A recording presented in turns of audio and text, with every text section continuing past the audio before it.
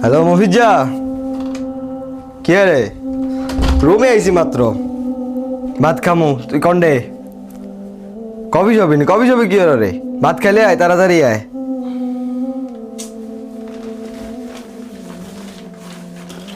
কি রে বেটা, রাত বাজে কয়টা? তুই এখন এলাম রাত জ্বালাইছিস বেটা? এই যে শব্দগুলো হইতেছে বেটা, মানুষ ঘুমায় না কি করে জানোস তুই?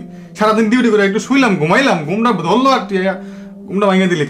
ঘুম ভাঙলে কি আবার ঘুমা? হে মানুষ হবি কবে তুই? আমনে মিয়া বেশি কথা কন মিয়া। আর মানুষে ঘুমায় না? আমি ডিউটি করি না, কাজ করি না, ঘুরি, কি করবো এটা আমি জানি। ভাত খামু না মিয়া? মুরব্বী মানুষ মিয়া, বেশি কথা কন মিয়া। নাকে তেল দিয়ে ঘুমান।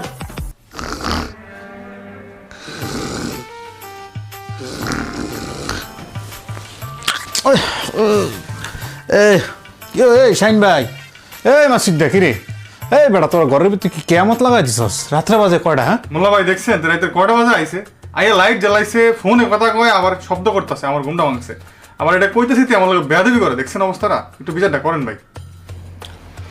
এই উমর, তুমি কি ভালো হবে না? তোমাকে এতবার বলতেছি রুমের ভিতরে বিদেশের বাড়িতে 12টার পরে লাইট বন্ধ হয়ে গেলে কোনোভাবে ডিস্টার্ব করা যাবে না, কোনো আওয়াজ করা যাবে না। তোমার কোনো প্রয়োজন থাকলে তুমি আস্তে করে মোবাইলের লাইট জ্বালায় তোমার কাজ সেরে ফেলাইবা। তোমাকে এত বোঝানোর পরও তুমি ভালো হো না।